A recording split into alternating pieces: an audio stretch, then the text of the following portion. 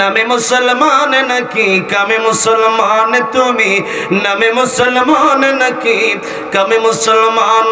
নামে কামে মিল না হলে, নামে কামে মিল না হলে বইবে যে তুফান তুমি, নামে মুসলমান নাকি কামে মুসলমান তুমি, নামে মুসলমান নাকি কামে মুসলমান। নাম রেখেছে আব্দুর রহিম, নামাজ পড়ে না। এই সমাজে এমন লোকের সংখ্যা অগণা, গুণা শেষ করুন যেত না, এটা অগণা, ঠিক না বেঠিক? নাম রেখেছে আব্দুর রহমান, কোরআন পারে না।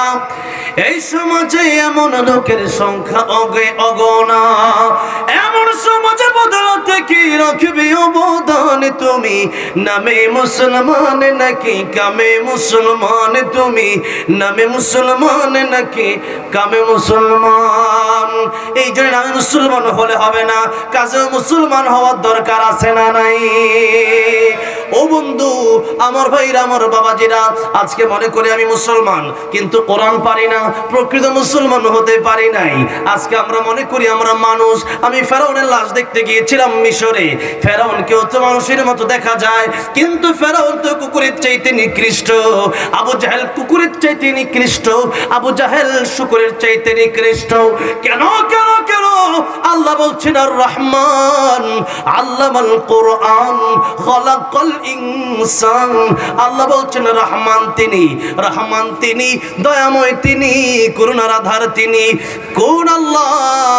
আল্লাহ কোরআন শরীফের সূরা রহমানে সবচেয়ে বেশি একটা আয়াত বলেছেন, বলেন সেটা কোন আয়াত?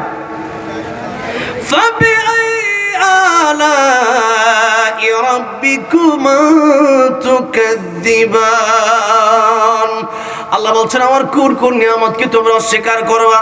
এই দুনিয়ায় যা আছে সবই তো আল্লাহর নিয়ামত, কিন্তু আল্লাহ বলছেন আল্লামাল কোরআন।